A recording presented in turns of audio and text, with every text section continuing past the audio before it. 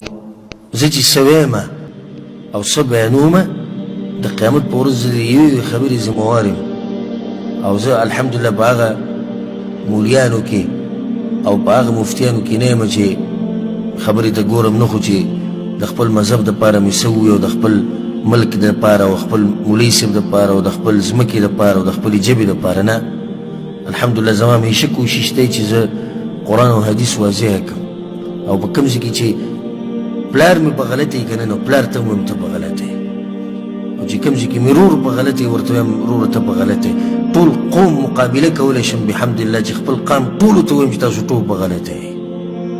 هر چا ته ویلی شم چې ته په غلطه یې ما کې د تعصب نشته او د یاد ساتئ حق هغه سړی بیانولی شي چې د چا لحاظ نه کوي د فایدې یې د ساتئ ډېر خلک وایي د اکثر مولیان ولې نه بیانوي د اکثر مولیان چې نه بیانوي پلاني صاحب او د پلاني صاحب د لاسه نه بیانوي او د جومات د امامتۍ د لاسه نه بیانوي او د مزدورۍ د لاسه او پیسې ورته میلاویږي دانې د هغې د لاسه نه بیانوي او ډېر پکې داسې هم دي چې جاهلان دي دا مسله ورته نه ده واضحه ځکه یې نه بیانوي موږ الحمدلله نه د چا نه دا تمې ساتو او نه په دې یېرېږو چې د جومات امامتي به ختمه شي زه به څه خورم یا خطبه به راباندې بنده شي نو زه به څه خورم یا خلک به خفه شي نو زه به څه کوم والله کوم ذره برابر د یره په زړه کې راشي خو د دې سره هم سوچ دی چې د حق واضحه کول غواړي بیانول غواړي ما پسې ډېر خلک لګیا دي خبرې کوي زه څه لیونی نه یم چې د دې خلکو د خبرو ته ما ځان د دې لپاره ودرولی دی چې باطل بیانوم تر دې چې خلک زما په کور والا پسې خبرې کوي ما اورېدلي دي او ما لیدلي زه څه لیونی یم چې خلک دې ته رادغه کوم چې زما کور والا پسې دې خبرې وکړي او بیانوم باطل لیونی یم زه خو دا خبره زما حق ته الحمدلله ځکه مې دغه پروا نه کوم که څوک مې کور والا یادوي که ما یادوي او که پلار مې یادوي او که قوم او نسب مې یادوي هېڅ خبر نه یادوي دي چې مسله واضحه شي او ځکه مقارنه وکړئ چې بیا چې ته کېناستې که نه زما دا خبرې به ولګوئ او د دې په مقابل کې که چا رد کړی یا څه خبرې کړي دا خبرې به ولګوئ خو په داسې به اوري چې یالله حق ګورم والله چې د نور په شان به زه دا خبره واضحه وي چې حق څوک بیانوي په باطله باندې څوک دي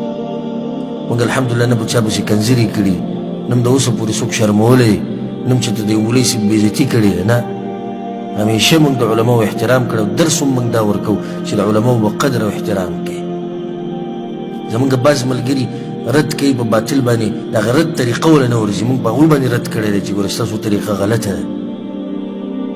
حق دی لا یجرمنکم شنآن قوم علی ان لا تعدلوا الله وایي داسې نه دی یو قوم سره د دشمني راشي او په هغې کې عدل او انصاف پرېږدي عدل او انصاف به نه پرېږدي مخامخ سړی که په غلط هم دی د خبرې یو اسلوب دی یو طریقه ده یو ادب دی یو احترام دی مطلب خو دا نه چې سړی د مرۍ نه نیسه ته به غلطه او ته بېدینې او ستا امام داسې او ستا مولا داسې او ستا کتاب داسې الحمدلله زموږ منهج نه دی او که څوک یې کوي نو هغه د سلفیت د منهج نه دی خبر دا بیماری بیا په سلفیت کې نه ده بیماری په چا کې ده بیماری په دغه کس کې ده اسلام موږ ته ښایسته اخلاق ښولي که نه دي ښولي او د یو سړي اخلاق غلطي او خراب وي نو موږ څه چې اسلام غلط اخلاق خلکو ته ښیي نه دا خو د دې سړي نقصان دی چې د غلط اخلاق استعمالوي اسلام خو نه دی ویلي چې غلط اخلاق استعمال کړي موږ که چې د رد هم کوو نو دا ووایو د پلاني شیخ صاحب د پلاني مولوي صاحب دا خبره کمزورې ده بس د دې نه خو موږ د چا پسې تللي یو چې د ده قوم دا دی او دی سپک دی او دی رنګ یې داسې دی او دی بېعزته دی او دی بې شرمه دی او دی بې حیا دی او دی داسې او دی داسې دا خبرې موږ نه کوو الحمدلله د یو مولوي صاحب ژوند خپل او د یو عالم ژوند دا د هغه خپل کار دی د هغه او د الله په منځ کې ده زما د هغه د کور سره د هغه د ذاتیاتو سره هېڅ کار نشته زما کار صرف د څه سره دی هغه د دې مسلې بیانولو سره دی بس بعضو مولیانو په ما باندې شخصي ردونه کړي وو ملګرو ما ته وویل موږ پرې رد وکړو ما څه شي رد پرې کوئ هغه زما کور والا ته کنځري کړي زه یې یاد کړی ته په جواب کې کنځري کړي د هغه کور والا د هغه د کور والا په دې کې څه ګناه ده او د هغې سره زموږ څه کار دی او د هغې زموږ سره څه کار دی موږ ته الحمدلله اسلام یو تربیت را کړی دی بیا راته پښتو یو تربیت را کړی دی بیا مور پلار له یو تربیت را کړی دی چې یو څوک سپک کار کوي نو ته به څه کوې په مقابل کې به سپک کار کوي هغه سپک دی غلط دی نو زه څه وکړم زه ورسره هم سپک شم زه ورسره هم غلط شم که چېرته دې مولوي صاحب دا ووایي چې دا مسله داسې داسې ده او مسله یې غلطه وه نو دغه بیانومه چې مسله یې څه ده غلطه ده او دا زما ذمهواري ده زه دلته دې لپاره نه یم ناست چې بس یو مجلس دی او لږ یو ګنټه موږ ناست یو بیا قصه ختمه شي.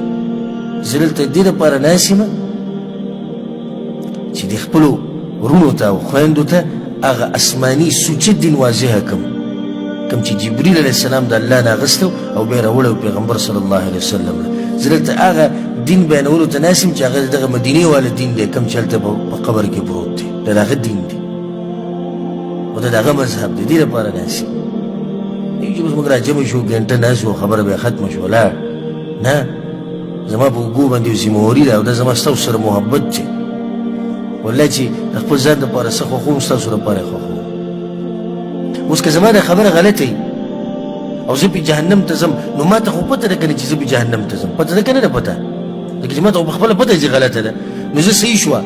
کم خلک چې وایي چې دې خلک ګمراه کوي زه تاسو جهنم ته بوځمه نو لیونی یم چې ځان هم جهنم ته بوځمه؟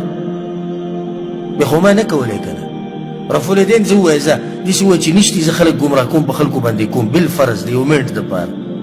نو زه صحیح د تاسو خو ما ګمراه کړي په رفالدینو مې راواړولې نو زه پخپله هم ځان ګمراه کوم چې پخپله هم کومه؟ زه بیا پخپله ولې کوم؟ بیا ما په تاسو باندې کول چې پرېږده چې دوی ګمراه شي جهنم ته لاړ شي خو زه خو ځان جهنم ته نه بوځم که نه. نو زه لیونی یم؟ شته د ګناهونو پیټې زما په اوږو باندې پراته دي او ګناهګار او کمزوری بنده یم د الله او بیا د نورو خلکو ګناهونه هم رالم په خپله اوږه یې اچوم. او الحمدلله ثم الحمدلله زمونږ د اواز او خبره هر ځای ته رسېدلې ده. دنیا هر ملک کې الحمدلله دا درسونه بیانونه اورېدی کېږي. څه وجه ده آخر؟ وجه دا ده چې دا خبره صحیح ده، د قرآن او حدیث دی. ولې دا خلک وایي یاره مړه دوی سره مه کښېنئ دوی خبره زر زړه ته کوزېږي. ولې زړه ته کوزېږي؟ ته دا سوالونه وکړه که نه، دا خبره ولې زړه ته نه کوزېږي؟ فرق دا دی چې دا وحي کې دا کمال دی چې دا زړه ته کوزېږي. دا څه ته کوزېږي؟ زړه ته کوزېږي. دا خبرې منلی کېږي. خو ته د یو مولوي صاحب خواله ورغلې رفالدین شتي نه جي نشتي.